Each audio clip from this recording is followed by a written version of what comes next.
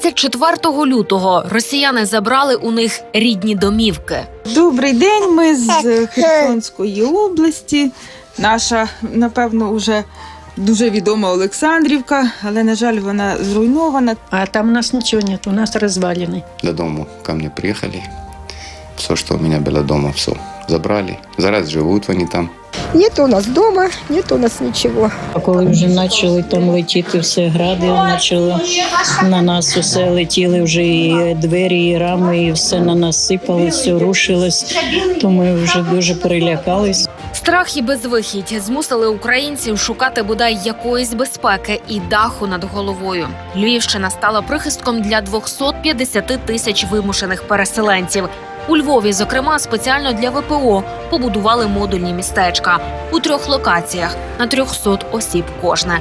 Тож будинки, над якими українці працювали роками, самотужки заробляли на кожну цеглинку, довелось проміняти на такі крихітні квадратні метри з пластику й металу. Прошу. О, у вас тепло? Да, так.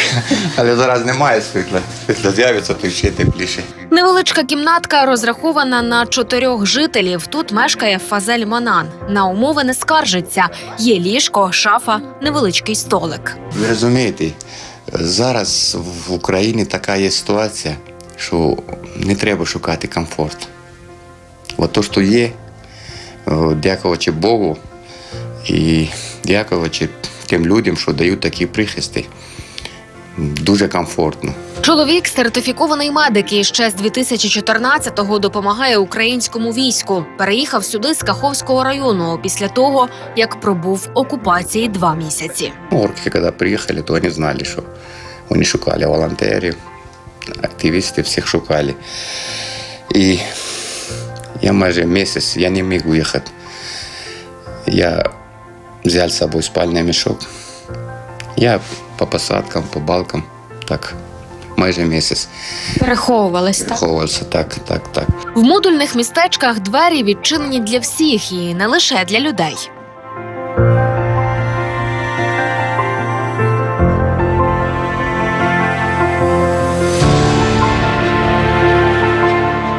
Незважаючи на маленьку площу, де навіть на тумбочку немає місця, замість неї звичайна картонна коробка. Ці люди живуть тут з домашніми улюбленцями, тими, яких вивезли з-під обстрілів. Семен, наш любимец городка. Он с нами с первого дня, с мая месяца.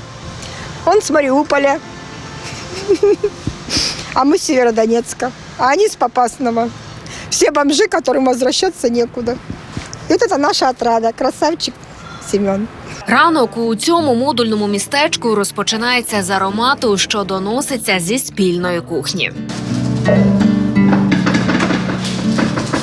Господині готують тут сніданок і вечерю, коли є електроенергія. Дитина захотіла сосиски в тісті, і отак в таких умовах приходиться робити не на своїй кухні, а ось на модульному містечку. Млинці Для кого це має бути? для моєї родини. Як вас звати? Марина. Не називають вас ще у Львові Марічка? Називають пані Марічка. На кухні декілька електроплит, холодильники. Кожен будиночок має власну підписану поличку. Ігрова зона для дітей, поки батьки працюють. Дома сама собі хазяйка. Тут черги. Люди забувають, що для щастя небагато і потрібно. А зараз іде війна, тому я думаю, що ми тут все маємо, що повинні мати. Обідають переселенці у їдальні Львівського вищого професійного училища ресторанного сервісу та туризму. Безкоштовно. Кожному роздають ваучери на порцію, і з ними вони вже приходять до закладу. Щодня у меню щось новеньке і смачненьке. І розсольничок, і борщик, і супчик, і соляночки. Все таке разнообразне. Все. Смакує, бо другого більше нічого немає вдома. Бо немає в нас житла. Тим часом у модульному містечку Маріяполіс, що дослівно означає «місто Марії», розташованого у мікрорайоні Сихів, що у Львові, обід готує виїзна бригада кухарів, представники церкви, де й опікуються мешканцями.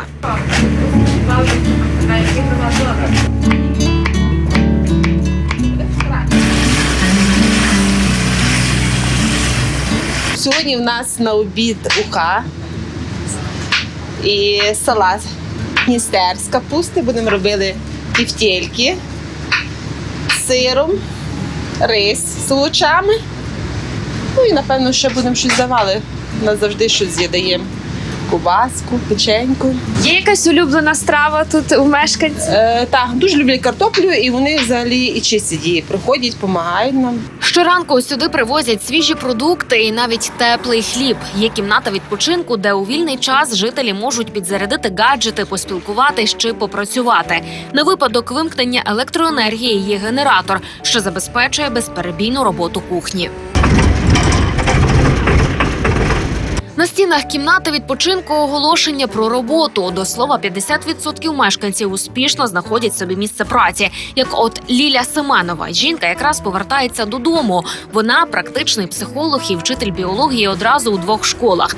Дистанційно у рідній Каховці і у одній із львівських шкіл. Каже, роботу довго не шукала. У мене було дуже велике бажання. І якщо ти чогось хочеш, то ти обов'язково це знайдеш. Треба шукати. В Каховці залишилась моя душа, але Львів – це вже майже моє друге місто.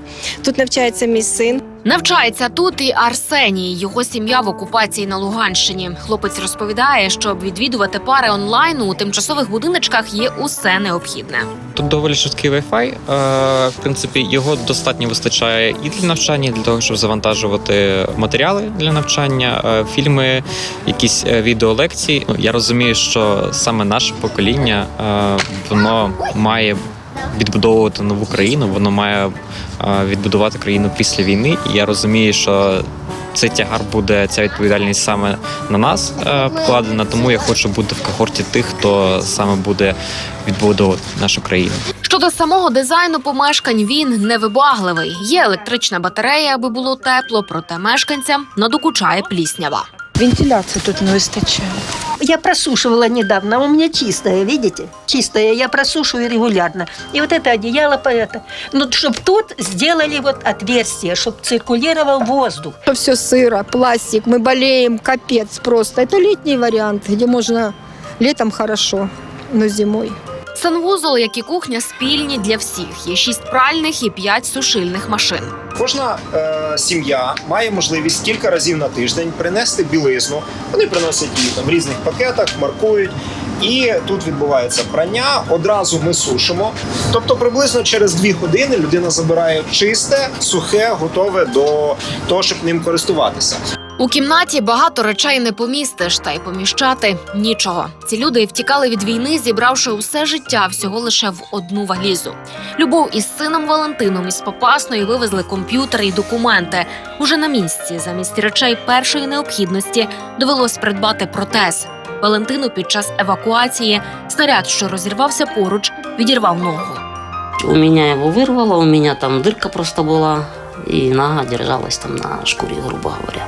Тут кожен з будиночків наповнений гіркими історіями, але дитячі іграшки, розваги і сміх у дворі нагадують – життя триває.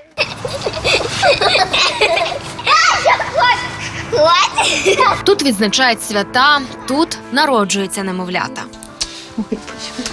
Ти тільки вірити, ти тільки радості в тому житті. 4-місячний Марк, будучи під серцем мами, втікав за 1000 кілометрів від обстрілів з Херсонщини, аби з'явитися на світ тут, у Львові. Вже за себе не думаєш, думаєш за дітей, за майбутнє. Олександра не скаржиться. Каже, добре, що бодай якесь житло є. Дитина в теплі, іграшки та необхідні речі приносять небайдужі люди. Тим паче, повертатися уже нікуди. Їхня домівка розбомблена. Ну, як, знаєте, як з фільмів жахів. Поки заходити не буду, бо тут сильно все заросло травою. Там повністю навіть те поле, те поля, воно повністю як решето. І розумію, що немає нам куди вертатися, це буде 100%, бо то, що не школи немає. І знаєте, дітей вже не відпустиш, не гуляти ніде, бо то боїшся, буде якісь міни. І що далі робити, я не знаю. Жоден із цих людей не знає, що робити далі. Їхні мрії і плани на майбутнє зруйнувала Росія, але кожен із них водночас вірить – перемога буде, і вони повернуться додому. Скучаємо, так. Хочеться додому, хочеться свого приготувати, хочеться додому у своїй земельці там поритися. Навколо нашого будинку зараз обстріли, але він ще тримається. І ми сподіваємося туди повернутися. Дуже багато моїх друзів. Їх немає зараз. Да. Но я знаю, що їх життя не зря. Воно для того, щоб наші дітки, внуки, вони знали, що ми незалежні, ми люди не такі, як там вражки. Чи вірите, що ви повернетеся у свій дім? Не то, що я вірю. Я знаю, що я вернусь. Я знаю, що я вернусь.